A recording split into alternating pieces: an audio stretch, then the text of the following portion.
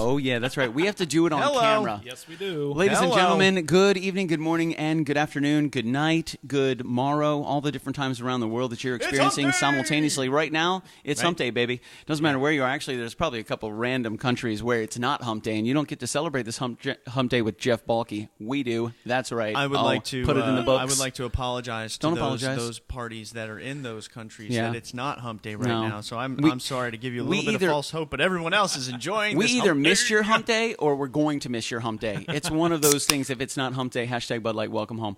What up, Kalua's Hi. Cosplay? Good to see you, Shelly Wheeler. Hello, Terry Hi. McIver. Welcome to Wednesday night. This is the YouPickTwo show, and as occasionally, I was going to say as always, that's a filthy lie, as occasionally, we have an amazing person joining us right here in the guest seat, my man, Jeff Balke, a good friend, good creator, drawer, animator, artist, painter, finesser, Animator. dancer of many things, and he can make a wonderful origami goose. I'll Seen show him you do it. later. I'm excited. What's up, my man? Thank you so much for joining us, dude. Thank you. I appreciate it. Oh, for being, I love absolutely. being here. Absolutely. It was just a couple days ago. You reached out. You were like, "Hey, man, just to let you know, I made it to Orlando. I've relocated here, Yes, we're here in Orlando and finally. and let's see if let me know if you got anything going on." I was like, "Word." I love the fact that you're here so soon. I like that. You seem to be a kind of pull the trigger kind of guy. Like, you want to do it, we're just going to do it right now, man. And that's I awesome. We Awesome. always I we ask always questions recognize those type. The pull the trigger. We see it from a mile away. Yeah, for sure. That's a pull the trigger guy. And you I like find that out guy. right away, because if they do it right away, then you know they're the pull the trigger kind of guy or girl. You can pull triggers, whatever. Yeah. But if you're not and you don't, then we're like, okay, no big deal. That's fine. We'll still love you.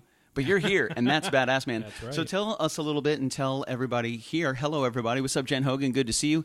Tell us a little bit about yourself. Now, aside from the fact that you are a provocative dancer and you've just recently relocated to Orlando, is the provocative dance? It's under a different name, not Jeff Balke. You can't find it You there. can't look that up. Now, under Jeff Balke, you have an animation studio as well. You do many things. So tell us a little bit about who you are, what you do. Kind of a little, like you said, kind of a little bit of everything. Hey, everybody, how you guys doing? I'm Jeff Balke. I used to color comic books for many, many years, but I had a chance to actually do my own character, create my own character, and I wanted to do something different. Nice. And so now I actually put them to life. Nice. I bring them to life one frame at a time. That's kind of my little tagline. And so we're right here. We relocated to Orlando, and I'm going to open up the studio here in Orlando because Orlando deserves it. So, in my agreed. Now, opinion. when we I were would say talking this: earlier, Orlando needed it. Orlando needed it does. as well, Yeah. and Orlando is chock full of talent. And anybody that lives in Orlando and knows exactly what's going on, they understand. There's a ton of talent here. There's a ton of heart here as well. But you bring a different style to it. You bring your own signature to it, and I really like to see that. There's a lot of people in Orlando that do what everybody else has already done. There's a ton of very talented people, very skilled, that have Very. done what other people have already done. It takes courage to do your own thing. And we just had a short conversation before this show that you had said you were specifically told to your face by a fan and a follower of yours 3 of them. that if you did your own thing, they weren't gonna follow you. Right. Yeah. I was at a convention because we used to travel all over the country and go to different conventions, about 40 a year, and we did that for 5 years.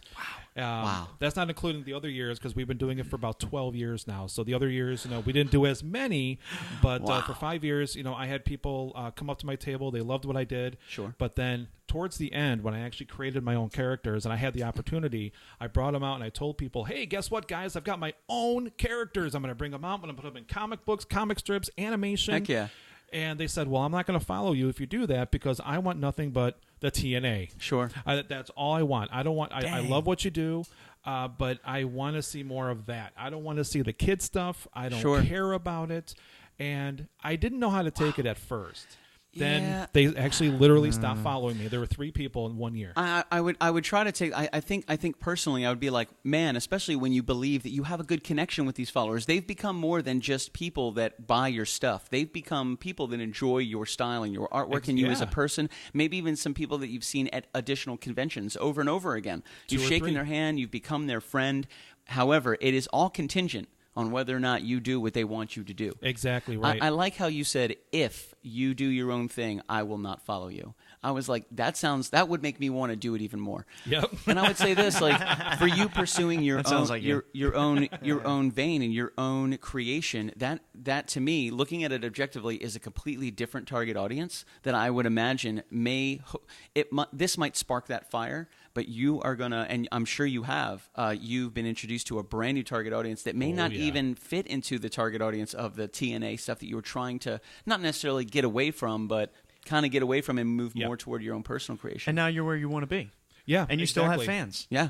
Get it, and they're getting bro. younger and smaller. Yeah, you got which is awesome. Yeah, I think. that's kind of what your art is geared to now, right? And we've seen some of your animations, some of your drawings as well. They have much more of a cherubish, uplifting, happy, hopeful kind of positivity in it. And I don't know if that's what you're going for, but that's kind of what I felt for it. So I hope that's what you're going for. No, that's exactly it. Because even with my coloring in comic books and everything, everybody would tell me like, "Hey Jeff, your colors are so bright, they're so happy, they're so vibrant." Yeah, that's the kind of stuff I want. And I actually had Marvel tell me that I was too bright, that my colors were too bright for a Spider-Man. That's not their jam. Think about some of the and the great Commodore and I have kind of been leaning on color palettes recently with the different movies use, and we both saw a very similar post on a social media network about 2 or 3 months ago, maybe even more than that because time goes by fast. Yeah. And it had a movie and the color palette that they used, and then they had another movie and the color palette that they used, and that was outstanding. And the next thing I know, Commodore's like, "Yo, bro, check it out. This is what I've been doing with our Instagram stories." And I'm looking at him like, "That's incredible. Would you come up with this?" He's like, "I found this article with these color palettes on it next to the movies," and I was like, "Sweet, dude, that's super cool." Yeah, because those colors depict an emotion. They emanate. Absolutely. And if you look at a DC movie or a Marvel movie, a hero movie, a lot of times those happy, vibrant, beautiful colors are only if they want to emanate happy, vibrant, beautiful emotions. Look at Avatar. Yeah, absolutely. Absolutely. And you'd be surprised how many of those movies, like all the colors are not very different. It's just like all the shade of like a brownish gray. Like or like a blue and a yellow or something like that. Then you got a movie like Edward Scissorhands where like you got the Tim Burton, everything's the colored houses from the 1950s. Remember that? You have like the grayscale characters, but all the houses are like, well, no offense, but like this. Yeah. And they're beautiful. They're beautiful. Pastel. Pastel. But it was so I imagine, did your color palette change as well? Did it evolve as well when you started to gear yourself more toward your style of animation and storytelling? I was born in '79, so I guess I'm kind of like a guy of the 80s. Nice, my man. Me too. Basically. When's your birthday? July 31st. Nice, dude. I'm August, July, 79. Not bad. That means the three of us can connect on a lot of different things and grew up on. Some people are like, age is no big deal. I'm like, it kind of is. It kind of is when you're like. I'm only 12. This is like, what is it called with Brad Pitt, where he grew the opposite way. Right? Yeah. I'm just getting my first Benjamin Button, the Curious Button. Case of Benjamin Button. Yeah. He's 12. Good for you. That's so awesome. I'm going to live to be 327. Fantastic. I'm excited. It's incredible. He's going to look amazing. He's going to be there. He's been like an elf from Lord of the Rings, just young and perfect, and no big deal at all. Like Orlando Bloom in his prime. I'll finally be crushing by then. So you're born in '79. We're talking about color palettes. Oh yeah, I mean, look at all the '80s cartoons. Look at all I was just about to bring up Transformers and Voltron. Yes, exactly. Sure. Everybody loved those cartoons. Yeah. Beavis and Butthead. Yeah. Oh, Lord. Don't forget them. Yeah. Ren and Stimpy, outstanding colors. Exactly. Oh, man. Yeah. I mean, I remember those '80s cartoons that I kind of Turtles. '86. Yeah, Teenage Mutant Ninja Turtles, outstanding, man. Really good. Yes. Like I never thought purple could look so badass. Right. But Shredder rocked that purple, dude. Yep, rocked I agree. Yeah. At first I was like, wow, and it took me a second to realize he was even purple because he was Shredder. Right. I was like, bro, he's whooping everybody's ass. And of course, when you're 8, 9 years old, you don't understand that purple is the color of royalty. Yeah. No, you just know purple is purple, and it's it's kind of like I don't want to say we're taught this, but I think as we grow up, people evolve. Like a lot of guys, they gravitate toward blue and green, which is just fine for everybody, and then girls gravitate toward purple and pink. But is there a movement? Is there a push? Is there a social media screwed. thing? Yeah, like I like, dude, I like all the colors. Like my favorite color used to be forest green, but then I fell in love with periwinkle, which is like a really light, fair, bluish kind of color. But it's so pleasing, and I'm thinking, man, and I didn't know how to feel about that. And so people would be like, "What's your favorite color?" I'm like, red.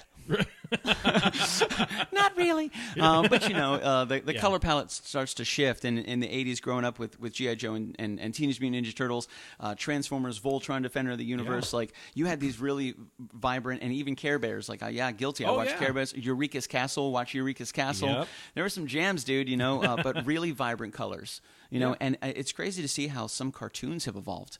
Even what kids are growing up on now. When we were 6, 7, 8 years old, and now what 6, 7, and 8 year olds are experiencing now. There are some similarities, but there are some very big differences. Oh yeah, definitely. So what would you say you're a little more old school, new school, some of kind of like a happy medium, or for your animation and your color palette, like where would you say you have found yourself? I'm going to kind of go more in the old school section because because when I first started the studio, I wanted everything to be just how it was back in the day, like the old Walt Disney and Hanna-Barbera, everything drawn, all the Saturday morning cartoons, all drawn by hand. And I actually was working with a couple of different Disney animators because they never went digital. Right. And it's like, this is awesome. Like, I'm working with guys, who worked on Beauty and the Beast and Aladdin. And, is that like the difference between vinyl and CDs? Basically. Exactly. But then I decided, I'm like, I don't have 6,000 people to work with me yet. And it's kind of hard to actually have an animation. And if I had the money that Disney did. Oh my gosh. I can get something whipped out, freehand, all by hand. Sure. Probably within a month. But because you have a team of people behind you where you say, hey, here you go. And they go, okay, we got it. Right. And they do everything. And along the way, you're like, cool, I like this. Check. I like this. Next stage. Yes. But now it's you. Yeah. Now you refer to you guys as we. Is Brandon part of this? Like, do you animate and draw together? Do you refer to yourself as a team? He kind of more helps me out behind the scenes for the most part. Absolutely necessary. Yes. The unsung hero. Yes. That is true. Absolutely. I will say that, like, being in the convention scene as well, being in the music scene as well, like our friends that help us with the gear, help us plug things in, help us carry stuff, the operations behind it is absolutely imperative. Yeah. Absolutely imperative. It's like, and I'm trying to make the reference to a NASCAR driver. There's one driver in the seat of the car, but there is a team of amazing people that make sure everything goes perfectly. And if it wasn't for that team, sorry, bro, you're driving a matchbook. You're just right. If I didn't enjoy being on camera so much, I would be that guy. Yeah, the support is healthy, man. It's absolutely necessary. It helps with mental health as well. It helps with the reducing stress. Just having that other positive energy there, just to have somebody to get it. You know? Yeah. And I agree. That's very, very important. Now, you guys said you traveled the country for quite some time, and you were doing 40 conventions per year, traveling all around the country. So 5 years, 40 conventions. It's 200 shows in 5 years. Wow. And when you were doing this, where were you based out of? Wisconsin at the time. You were in Wisconsin. Yep. And you came all the way down to Florida. Yep. Which is how we met. Yep. I automatically assume everybody I see in Florida lives in Florida. I just immediately, and I don't know why, like, I know that's not right, but I'll meet somebody, I'm like, cool, you're probably from Tampa. Like, this is the last place to do that. Like, this is like a transition point. Like, people are visiting all the time. But eventually, I noticed the first time I lived in Orlando, when we worked together, when we met at Outback, there was a lot of people from Michigan that came specifically for, like, specific schooling. So there's, like, people from main areas that come to Orlando just for schooling, and then all the international people that come. Yeah, well, we were right by a a technical school, and they did like small aircraft mechanic technical work. They did small motorcycle engine technical work, and so there was a trade school right by our restaurant, and a lot of the people that were going to that trade school were also working where we were working at the same time. And I was like, why is everybody here from Michigan? Like, what is going on here? They're like, they're all going to the same exact technical school. They all live together, too. Yeah, they all live together. Lord. Oh man, let me tell you, it was the party house. It was outstanding. We'll get there one day. That's top tier Patreon stuff right there. But it was so you traveled, the furthest you traveled, I would imagine, is probably South Florida. No. Did you leave the country at all? We went to Canada, but we just went right over the border in Winnipeg, so it's not. Really wasn't that far. It was like 13 hours. I gotcha. I have to say San Diego or Seattle. Really? Home of Starbucks. Oh, how is that? I've never been to Seattle. Did you go to Starbucks in Seattle? Well, of course. Knew it. So question for you. The way that you were, and that was the only thing you were doing because you were hitting 40 conventions a year and you were just touring. Were you living the hotel, the road life? Is that what you were doing? We were living out of suitcases. Really? And after a while, it kind of it kind of started getting at us a little bit. It was just really kind of killing us. Because we, like I said, we have 2 dogs. Sure. Those are our kids. Gotta love the puppies, dude. Absolutely. But then I literally was getting covers to do. I was doing some Marvel stuff, and I was actually on the road, and it was so difficult because I couldn't put my full into it. What percentage would you say during a 2-day, or what was the average convention days, 2 or 3 days? I'd say 3. So over a course of 3 days, do you take commissions? Yes. How many would you sell that were already created? How many commissions would you take, and how much free time did that give you to work on the Marvel covers? I put this out there a few years ago on how many commissions that I did. Like on average. Total in 1 year. Oh, God. In 1 year, it was over 3,000. Wow. You heard that right, 300. 3,000. Sorry, the one more zero after that. See, That's coffee's 10 a day. Yeah. Bro. But I would every single day if you don't miss a day for a year. Commission wise, when that's I was just at commissions. That's not even creations. That's not paintings. That's just commissions. Right. That's a effing big number, dude. Yeah, and it's anything from the little sketch cards up to like 11 by 17. Just something. Yeah. Were you happy with the money? I'm not going to lie about that. The money was good because it was coming in. But because there weren't my characters, because they were like, Spider-Man and Spawn, which I love those characters, don't get me wrong, but I didn't create them. And I don't want to say anybody can do them, but most artists that are traveling and going to conventions as artists and have tables, they can definitely do those characters. Yeah, absolutely. There are some artists that have nothing but those comic book characters that are already known. And as much as I do like to see that stuff because there's a sense of familiarity there, I really do love to see somebody that takes the risk and has the courage to say, you know what, I could do all of these things and I could bank, but right. What am I creating art for money? Am I creating art for happiness? Where am I going with that? You're half gaining fans for yourself and half gaining fans that are fans of Spider-Man and Batman. And then you run into people like you ran into when that you start say, creating your own stuff. Yeah, exactly. Like you're getting your fans, like the people that appreciate your work. That's when you find the true Jeff Balke lovers. Oh, yeah. Like that's when you really find them, because you run into those people like we were talking about before that say, "Oh, if you do this, I'm out." Right. Yep. And then you have some people that the other way around go, I don't care what you do, man. I love your artwork. You're an awesome dude. Like, I'm down. I'm excited to see what you have. There's a lot of musicians out there that it doesn't matter. Lady Gaga could record the alphabet and it would go platinum. Right. Yeah, not because it's the alphabet, but because it's Lady Gaga. She's being able to make that dynamic shift. Right. And that's why one of the reasons that we try to push as many originals as we can compared to covers. We don't just want to be, cover. Hey, these guys are really great with covers. Oh, here's one original and 9 covers. We don't care about that. We know you don't care about that. So it's almost like you have to build that emotional connection, and then you'll have some people that are fair weather fans. Yeah. They'll be like, dude, I dig your Spawn. I dig your Spider-Man. What is this? Oh, this is a custom creation. No, thank you. Yeah. No, thank you. I'm not interested in that. And that's okay, too, because there are people that hopefully are.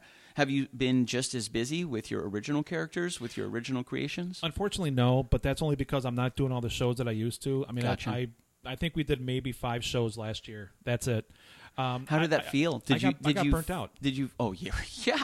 40 shows a year, 3,000 commissions, touring, being on the road, being out of hotels, out of suitcases, in cars, continental breakfasts all the time, stealing all the oranges and the muffins, doing what you can do to not pay for convention food. In the convention life, you got some people that experience convention funk all the time, and here you are knocking out 40 conventions in a year, shaking a lot of hands, going through a lot of hand sanitizer. Oh, yeah. Who knows? And so here's another question for your art supplies. Did you get them from a certain distributor and have them shipped to you, or would you buy them along the way, or both? I went to Dick Blick Art Supplies because all my supplies basically are markers. Okay.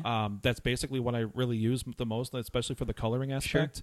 Sure. But I would just go right to the store. They knew who I was. I was there every single week, and boy, they knew almost what colors I wanted. Is this a chain or a single store? It is a chain. There's actually one in Jacksonville, and I think one in the Tampa area, but I'm not sure. So if you needed to re-up, you would go while you were in one of those cities. You'd swing over, get whatever you need. Exactly. Do you try to leave for a tour like that? Do you try to leave with all your art, as much art supplies as you think you're going to need for the whole cycle, or do you know you're going to have to take pit stops along the way?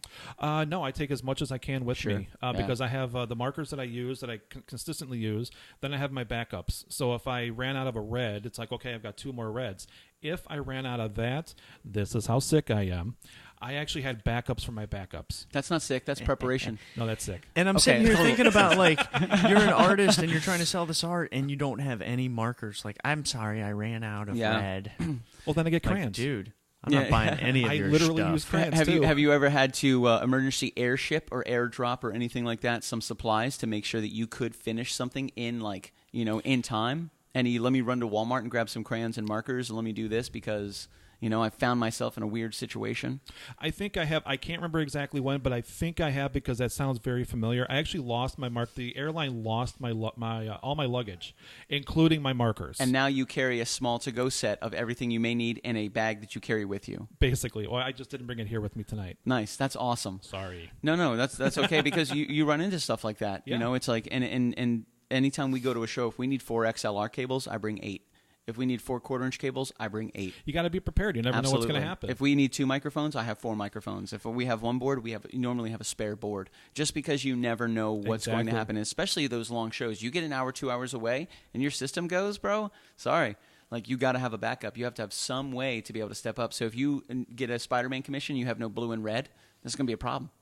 Just get black because he was in a black suit at one time. So, I love it. You're like, what? This An is improviser, Spider-Man. this guy. This is, what do you mean you don't want the commission? This is Spider-Man. And I'm going to be a little sappy here. I'm going back to, how did it feel like just doing 5 shows last year and so on. Yeah. I'm going to get a little sappy here. So I got really burnt out, and it was right before New York Comic Con. And at the time, San Diego and New York were kind of going head and head, like who had the most people. And we were actually out in Fort Lauderdale. We were at Wizard World Fort Lauderdale. I think that was the last time or second to last time they had that show there. I woke up. I was so stressed out. And Brandon's looking at me going, Jeff, are you okay? I'm like, no, I'm not. I mean, I'm shaking. I didn't have any coffee. That was probably the biggest problem. And literally, I don't want to do this anymore. And that's exactly what I told him. He's like, well, what do you want to do? Are you okay? And I'm like, honestly, here comes the sappy part. So turn away if you don't want to listen to this. I said, Brandon, I want to spend my time. For those of you who don't know, Brandon is my husband. This is real life shit right here, ladies and gentlemen. Yes, it is. This is real stuff here. I'm like, Brandon, I want to spend time with you. We haven't had any time whatsoever to go enjoy a day.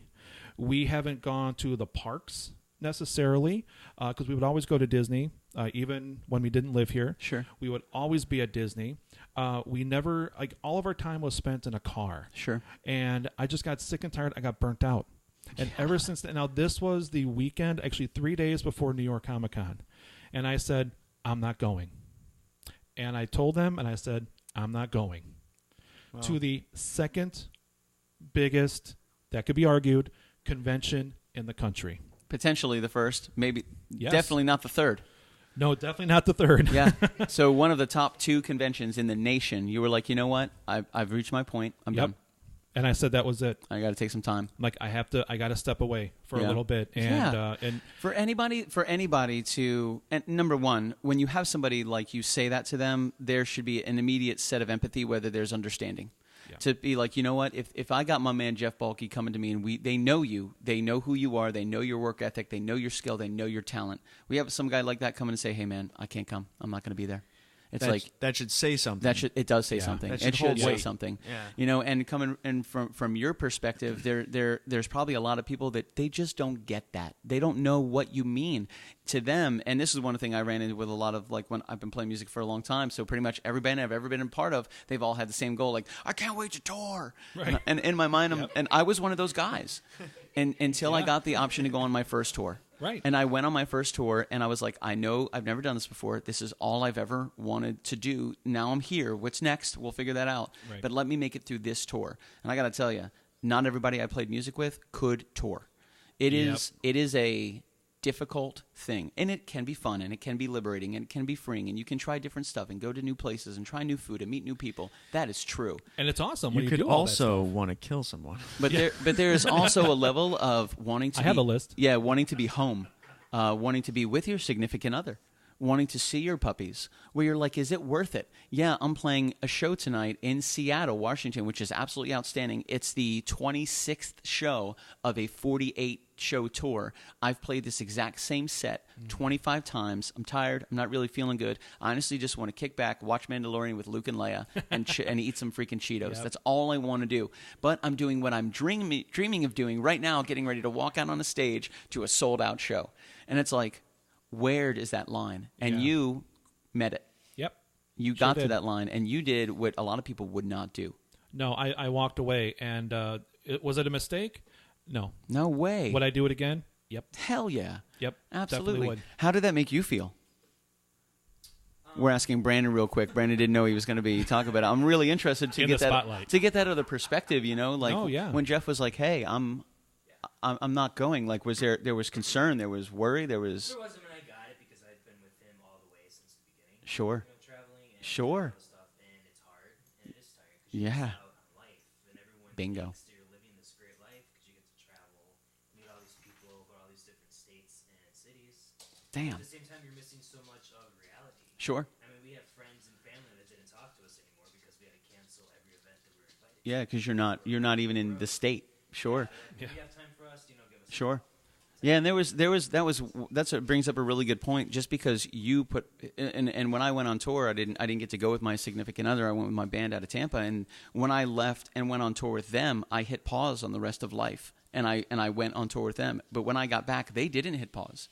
The rest of my friends didn't. They were getting married. They were having children. They were having birthdays and holidays and Thanksgivings and dinners and parties and going out to the movies together. And they were having anniversaries and baby showers. And they were having, all this stuff. And I missed all of it. But when I got back, I had to, catch up. And then getting back from a tour, it's like a week to be able to catch up to realize I'm in the same place I was 24 hours ago. And this is weird. Yeah, this is weird. It takes about a week. It took me about a week to start to acclimate, to feel like I was comfortable. I almost had a small sense of anxiety when I would wake up and I'm like, wait a minute, are we on time? Do we need gas? Did you eat? Yeah. Did we check into the hotel? So I could totally get that. And from your point of view, I bet, especially doing it for such a long time with him, when he said, hey, yo, I'm done. I'm sure there was part of you that was like, I get that. And then part of you was like, are you okay? Because if you really want this, I'm down. And I don't think that's to people that don't understand what love is, that's sappy. But to people that truly get an amazing connection between two people, three people, family, friends, whatever, that's not sappy at all. Like, that's what it's really all about. That's what it's really all about. And I think that's a huge thing. At the conventions, I'm sure you've had people approach you and say, I want to do what you do. Where are you from? Oh, no way. You're from Illinois, and we're here in San Diego. Like, I want to be a traveling artist, too. Tell me all about it. I've had people say that to me about music. And I'm like, well, there's good and there's bad. There's a lot of sacrifice. Oh, yeah. There's definitely a lot of sacrifice. And it's tough to be in a relationship with somebody that does that unless you have the opportunity to be with them. I'm lucky. It's hard to say bye to a significant other for 30 days, 40 days, 50 days to keep in touch only through, text messaging and phone, because that physical connection is very important for a healthy relationship to exist. So it's really cool that you guys were not only able to spend that time together on tour, but he got to see this arc of Jeff Balke, and this evolution, and it takes a really strong person to continue and to keep doing it and to push it and passionate, and takes a strong person to support it and be there and understand that you're right. Like, everybody thinks you're living this amazingly beautiful life, and there are some amazing, beautiful things, but there's a lot of hard parts that you will never understand until you find yourself on the road. Yeah, exactly. Like, and when you get there, you have a choice. And sometimes I get halfway through a tour. I'm like, we're only halfway through. I'm like, all right, we're fine. Focus, Billy. Everything is good. You got really good stuff coming up. Keep in touch with people at home. But it takes a couple things to get through. For a while, I was very fascinated with touring and just being kind of a nomad, because that's kind of my deal. And then you start talking about touring, and I'm like, maybe that's not so nice. I might not like that aspect of it. Man, that's going to take some getting used to. Wow, there's a lot of these. Oh, yeah. And you know, I say over the past 2 years, we tour every Friday, or either Mondays, Wednesdays, definitely Fridays. We're driving somewhere, and that's one thing because we're busy every single Monday, Wednesday, Friday, sometimes Saturdays, sometimes Sundays. When you're on tour and you're straight on tour, a full tour, you're gone for 30 days. You're gone for 40 days. I think the longest tour I did was 36 shows in 39 days. Wow. 36 shows, 39 days? We had 3 days off. I know that. I don't know when it was. I forget when the days were off. One of them was traveling. It didn't even feel like a day off. I think our biggest one was 7, maybe 8 weeks. We were gone. 8 shows right in a row. It was 8 shows right in a row. Wow. So 2 months. How do you protect your voice? Do you talk to the guests a lot? Do you not talk to the guests a lot? Because you know how loud conventions can be, and you're doing all these conventions. Like, how do you maintain your health when you're on the road for that long of a period of time? Like, it's so much energy. People think conventions are vacations. No, that's true. They do. That's very true. Yeah. they think it's a vacation. They're like, "Oh, how was your weekend? You went to Miami. I bet you had a great time." Well, it was SuperCon. Okay, yeah. Right. Oh, beautiful, awesome. That's a 16-hour day, easy. Before I even get home to take commissions. Sundays were the worst days, and I think anybody out there who has gone to a convention and who actually sits behind a table, like like an artist or anybody, Sundays are the worst days because Friday, Saturday, you put in your all. Sunday, you also put in your all. But come on, let's face it, it's really tiring. I'm tired, dude. I mean, you get back to the hotel and it's like, And some people are like, let's go out, let's go to the... I'm like, you know what? You guys do that. I'm going to take a shower. I'll see you at the next show. Yep. I'm going to take a shower. I'm going to lay down. I'll see you all tomorrow. Yeah. That's it, man. Like, and especially as musicians, we're singing all day Friday, we're singing all day Saturday. And I learned the very first time I ever did anything in a convention with music was at Spooky Empire. A friend of mine had a book that he was selling. It was a ghost story from Orlando. So he wrote this book. It was these ghost stories that all happened in Orlando, which was super cool. That's cool. He goes, "Hey, do you want to split a table with me?" I'm like, "Yeah, what do I bring?" He's like, "Well, I have no idea. Bring your guitar and some CDs." That's all I brought. I literally had that blue guitar and some CDs. I had nothing else. And it was interesting because, like, here I am playing "You Are My Everything." And across the way, and I still have this picture on my phone, is a dude with, like, getting zombified up. Like, there's a prosthetic artist, and they're just turning him into this gross, oozing, seeping, like, bloody zombie. And I'm like, I don't know if I'm in the right place right now. Right. But it worked out really well because it was a dichotomy of things. People would come back and be like, "Oh, what are you doing? What's going on?" But they couldn't hear me. I didn't know what I was doing. Right. I went to SuperCon. Same setup. I didn't know what to do. People were coming behind the table and sitting down in chairs and leaning over to me just so they could hear the acoustic guitar. And I'm like, I got to grow. What can I do? I'm like, listening station. So I brought the listening station, brought some headphones, brought my guitar, and brought my iPad with all my albums on it and a microphone. And then somebody would stand on the other side of the table, put the headphones on, That's awesome. and only they could hear what I was doing. So then I started interacting with them and talking about their environment. Like, see that guy standing next to you with the red shirt on? He can't hear us. Look at those shoes. Hilarious. Just having a good time. Hilarious. But it's like you have to find the fun there. And I realized that enabled us to lengthen our endurance. If we're trying to sing across the table in a convention with 35,000 people, by the time the 4th hour is coming, you're done. And we have to make it 3 days. Some of those conventions are 4 days. Yeah. So it's like, dude, so we would find a very easy-going song, and we would just take it nice and easy, and we would take breaks, a lot of breaks. You have to. You absolutely have to. San Diego's Wednesday to Sunday. Wednesday to Sunday. You've done Dragon Con as well, I imagine? I have not. It's very similar. Wednesday, Thursday, Friday, Saturday, Sunday. Okay. It used to be Thursday, Friday. Actually, let me phrase that. The days actually started Friday, Saturday, Sunday, but everybody showed up early on Thursday because they would party. But then Dragon Con got a hold of that, and they were like, cool, let's do Thursday, Friday, Saturday, and Sunday. So then everybody started showing up on Wednesday and just started a party. So now it's like so now it's Wednesday, Thursday, Friday, Saturday, Sunday, Monday. The last day of the convention is actually on Monday, and then everybody goes home on Tuesday. Isn't it a holiday on Monday? Yeah, it's when like they always have it? Yes. It's the first Monday of September. Oh, okay. And normally people have off that day. Is it Labor Day? Is that Labor Day? Yeah. So they stretched it all the way to Monday. Wow. Then people went home, and I'm thinking some of these artists, some of the vendors, some of the people, and again, a lot of people don't get it. A convention is not a vacation. You know, they sound similar, but they're not at all. Right. You know, and a You're long on the clock, baby. A long day at a convention. If the doors open at 10, we're there at 9:30, plugging stuff in, making sure we're good to go. Oh yeah. You know, so we're there at 9:30. If the convention ends at 6, we don't leave until 6:37. You know, so you're there from 9:30 to 7, and there's no lunch, there's no break, Right. there's no chill. You know, I don't even like going to the bathroom because, you know, you're going to miss that one person. Yep. I like that's going to the bathroom, Jeff. I love going to the bathroom, but only one time under the table. Anyway, that's a whole different story. All right. Top tier Patreon. That's top tier Patreon right there. Yes. Man, Brandon really is good support for you, man. That's really good. That's excellent. You need a guy like that. Yes, I do. That's and I like the fact that I think immediately when you told me you went from 40 shows in a year to 5 shows in a year, for me, I think there might be a sliver of, did I do enough this year? Was I busy enough this year? Was I productive enough this year? Because I feel like I wasn't as busy. And I don't want to necessarily, and these are two different things. Busy and productive are not the same. No. You know, you can be extremely busy, thank you, and not productive at all. Did you feel as productive when you only did 5 shows out of 40 shows because you were investing your time in all the things? Productive, yes. Good. Busy, no. Yeah. Because, fortunately, but that was on purpose. Unfortunately, Yeah. By design. By yeah, design. exactly. Did you get to spend more time with Brandon? Did you guys get to do cool stuff? And, you know. Well, kind of. I think we should ask Brandon on this one. I'm going to need a nod or something, bro. Not as much as we used to. Even if just for the show. Yeah, Gotcha. he had to go back to the for real sure. job, you know, to the real world and actually Sure. get like a 9-to-5er kind of a thing. Sure.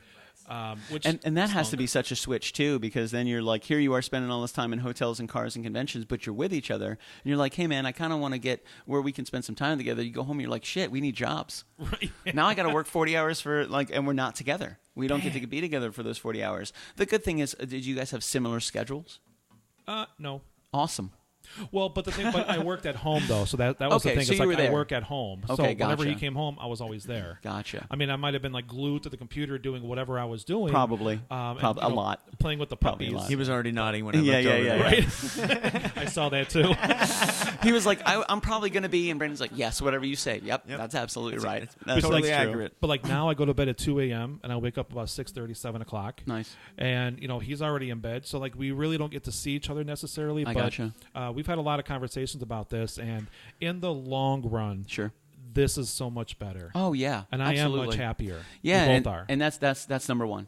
On top of everything, that's number one. You know, and I think that going through something like this, there was a time I was in a relationship and our schedules were absolutely opposite. She would come home, I would go to work. I would get home from work and she had to go to bed because she had to get up early and go to work. Right. So we had a very short period of time, and it actually made our relationship stronger. Because we knew the little bit of time that we had to spend with each other, even if we were just together, that was the time that we were able to spend with each other. So then when our schedules did sync up, it was such a blessing. Yep. We were like, this is so cool. This is so great. Like, we actually get to spend some time doing things together, which is really good. But those growing pains, you know, happen in a relationship, and they kind of embolden and they empower it, or they teach you that this may not be the best place for one of you to be. Right. Yeah. But it sounds like in your case, it emboldened it and made it stronger. It did. Yeah, it did. And like you said, both of you are much happier. And that's it, man. What's the point if you're not happy? I mean, now we're here in Florida, so The Sunshine State, dude. that You're- was the biggest You're thing even right sporting there. the Florida threads, bro. I sure am. In the city, beautiful. Yeah, in the city, beautiful, rocking the Sunshine State, dude. I love it, man. Well, that's thank you so much for joining us, man. We're gonna rock a jam. Just to let you know, I'm not sure how much you know. I don't want to be I don't want to assume anything, but so we stream every Monday, Wednesday, and Friday. On Tuesdays, we put up a poll with 5 songs on it, and we leave it up to the community to vote, and they tell us what they want to hear, and then we play the songs that garner the top highest votes. Sometimes it's 2 songs. Sometimes if there's a tie, it's 3 songs. After that, we do a little flip the pick. The great Commodore flips one of those Fender picks that he has. If it lands gold side up, they get a 3rd song. If it doesn't, that's you don't get a 3rd song. You know, so we leave it a lot of up to them. Today, coming in 2nd place, thank you guys, is a KitchenKillaz original called Jilted Lover.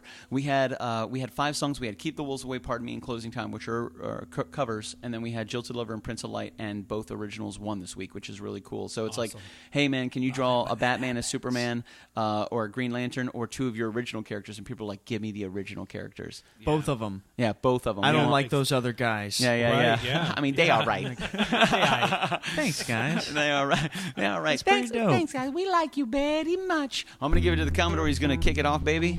You want to dial it up to 12:30 there, Miss Shelley Wheeler? 11:30. 11:30. Kill it. Pop. He really likes reverb. Let me rephrase. 3:30. We like reverb. 12:30. Yeah, when we're saying 9:30. You know what? Let's just play this song.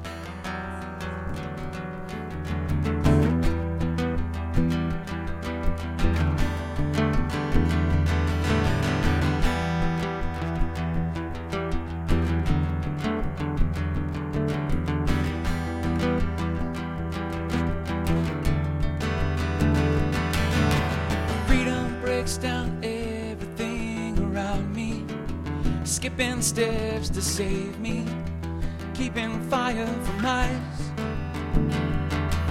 and frozen is my will and power to be free, despite the world around me. I'm broken by design, and I believe that I will stand alone, and I will bear my soul in hope to rest the hatred in your heart, and let me see that love will find a way to send all my pain away, to shut the shattered dreams that you lost along your way, and I'll stand alone. I'll stand alone, and I'll stand alone. A system built with paper beams, supporting dreams of a vision that you'll never work to see. But I will find my way despite the time it takes. The world was built in 7 days, and in 7 days I pray. So please believe the love will find a way to send all my pain away, to shelter shattered dreams that you lost along your way, and I'll stand alone, bare feet burning on that stone, by singing with my soul. My words will reach to clouds as angels sing out loud, and I'll stand alone. I'll stand alone, whoa, with bare feet burning down on that stone. Singing with my soul, and I believe that I will stand alone, and I will bear my soul in hopes you've laid to rest the hatred in your heart, and let me see the love will find a way to send all my pain away, to shelter shattered dreams that you lost along your way, and I'll stand alone, bare feet burning on that stone, by singing with my soul. My words will reach the clouds as angels sing out loud, and I'll stand alone, bare feet burning on that stone, by singing with my soul. My words will reach the clouds as angels sing out loud. Angels sing out loud. I'll stand. Sing out loud, and I'll stand alone,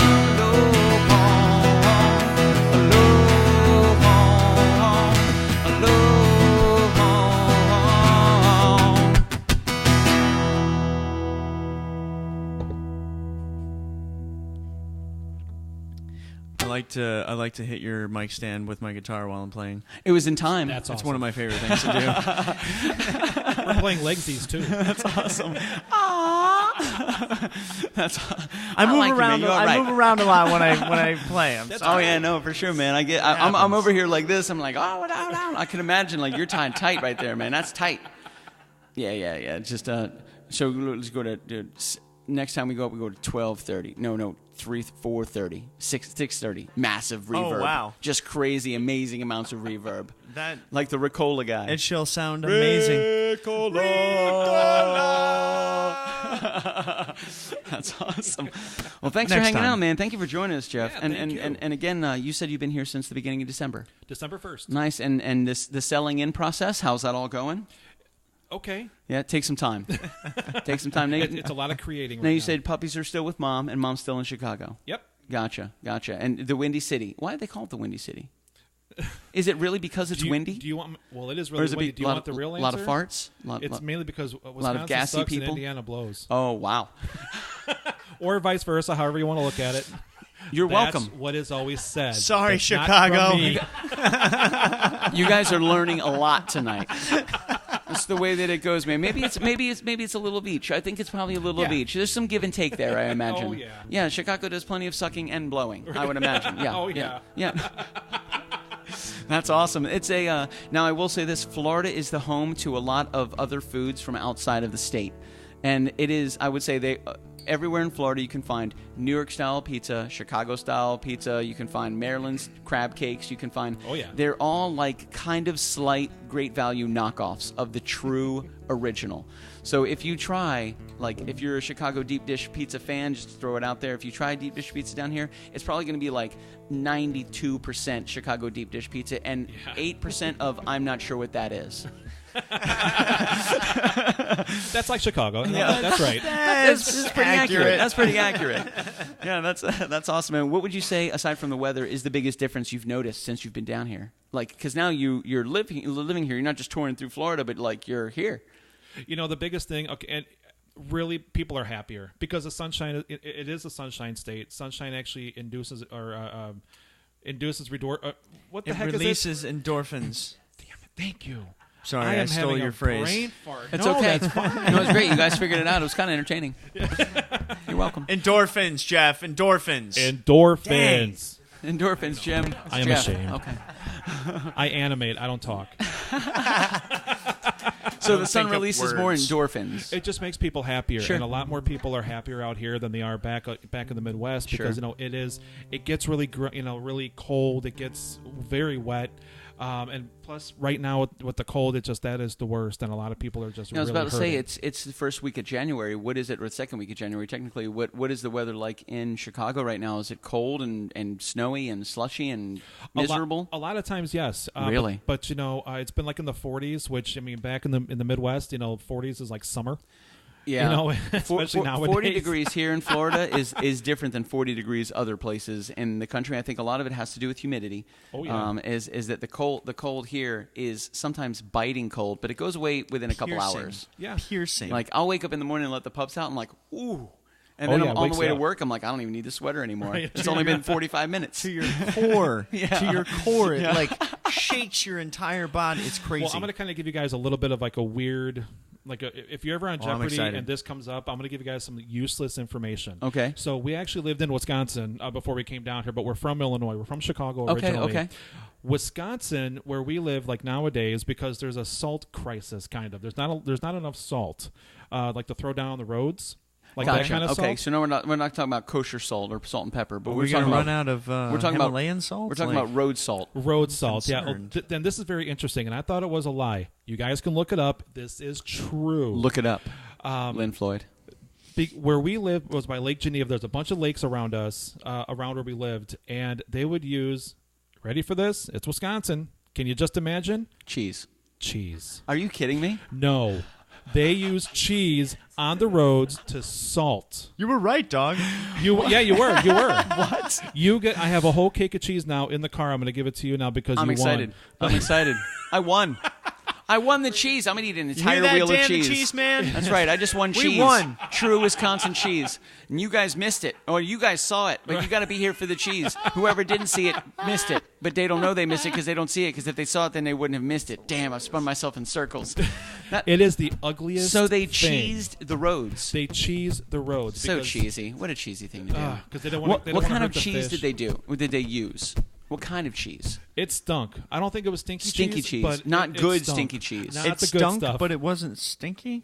It's not the stinky cheese. Yeah. Because it's too orange. Yeah. Oh, So all right. Stinky cheese is an orange. Actually, Yeah, it color stunk. color means nothing. It stunk. Oh no, it does there when it's on the roads. On the It roads. means a lot. I've never.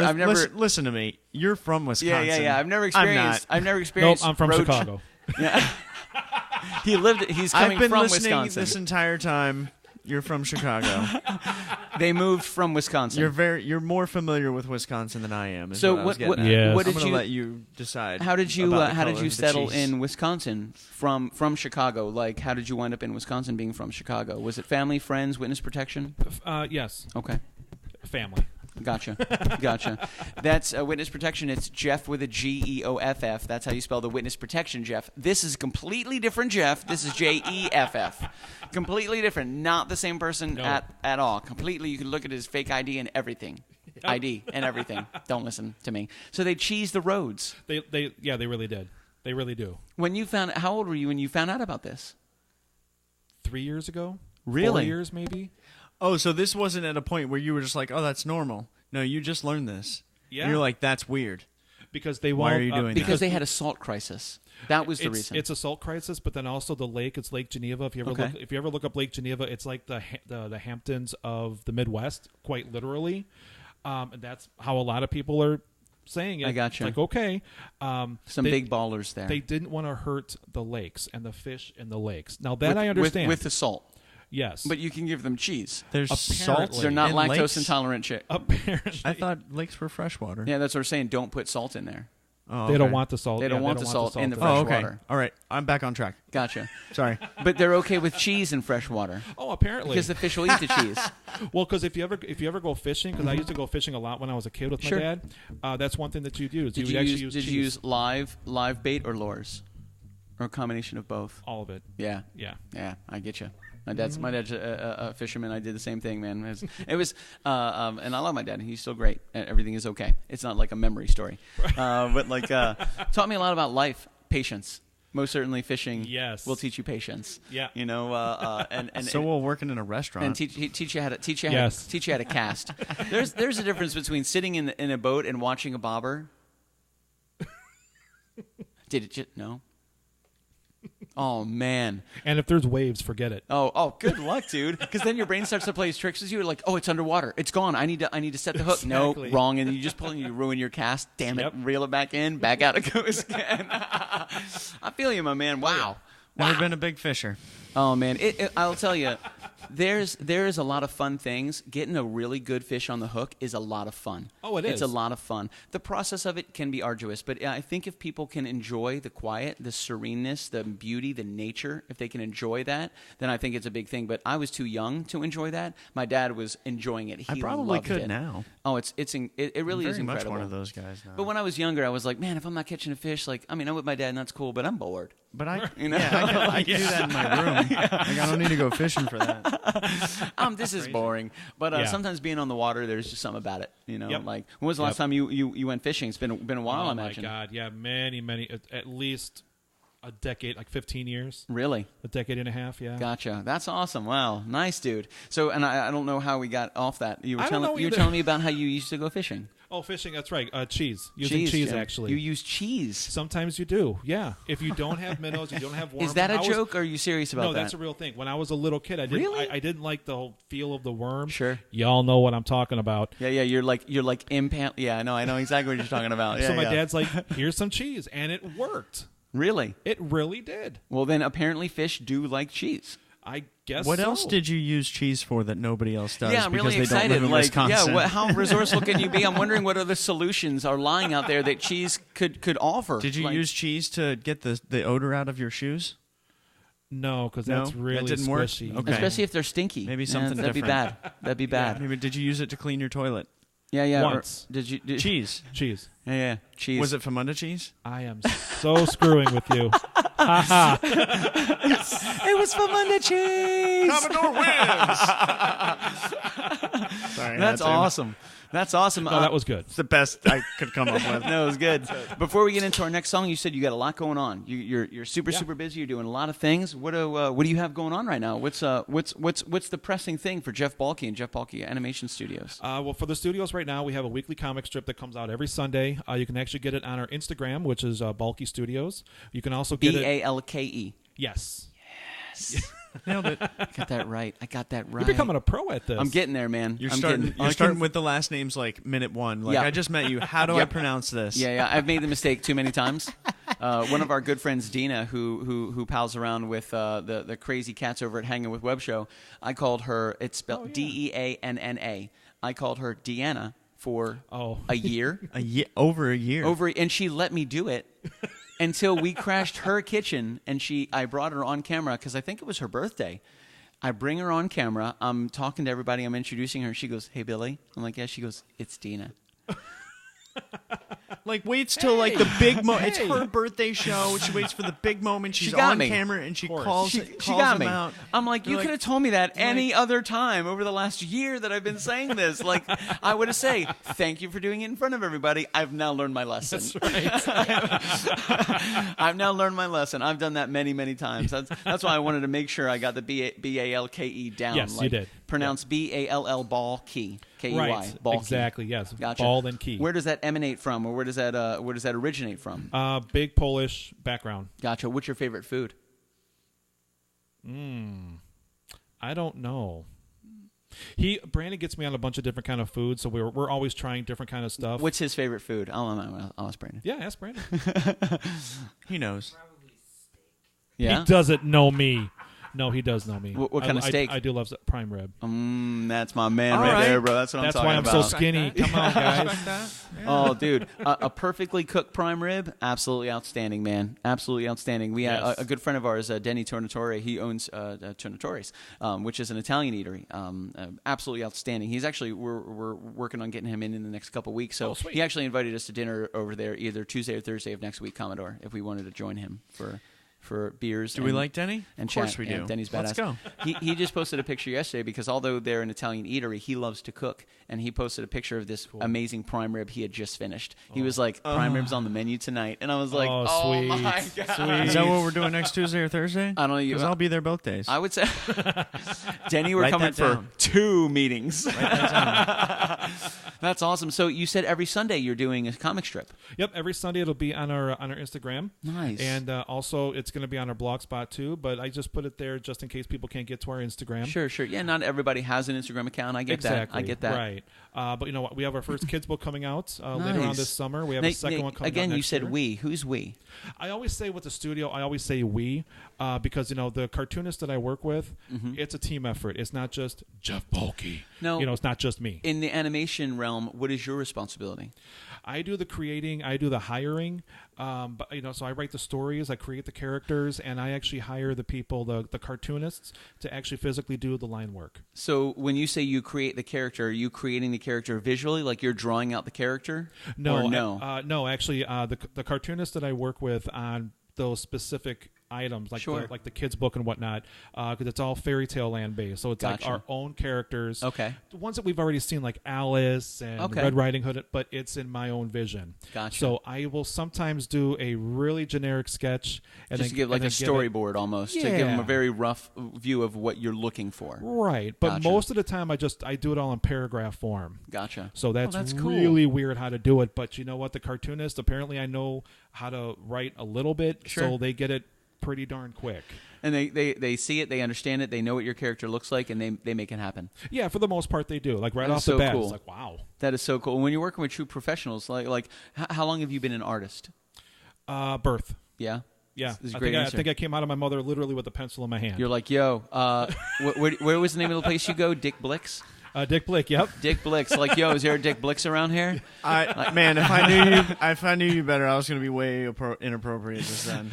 I feel we're on a connection here. So are you sure the pencil just wasn't like wedged in there somewhere on your way out? It could have been. It could have been. That was inappropriate. I know. Thanks, Mom. Oh, it was fun though. Appreciate it. Thanks for letting me do that. So since birth, yeah, I mean, literally since as far back as I can remember, you've been drawing and creating and writing and just creating something. Painting on a house or drawing on a house, drawing on the sidewalk with rocks. Sure, I remember that. Yeah, we were poets. Like chalk rocks, and like not even chalk, but like the rocks, like the white rocks, and the gray white. rocks that you can. Exactly. Yeah, I know exactly what you're talking about. I mean, wood chips. I even tried wood chips. That didn't work very well. They don't. They fall apart too easily. They grind on the asphalt, and I it's actually bad. ruined a couple fingernails like that. Yeah, exactly. Yeah, it was terrible. It's no bueno, man. Clearly, we all grew up at the same time. Yeah, exactly, yeah. You can catch our chalk walk somewhere, chalk walk around the country. Mine's probably in Baltimore. His is probably in Chicago. The Great Commodore's is probably in St. Pete.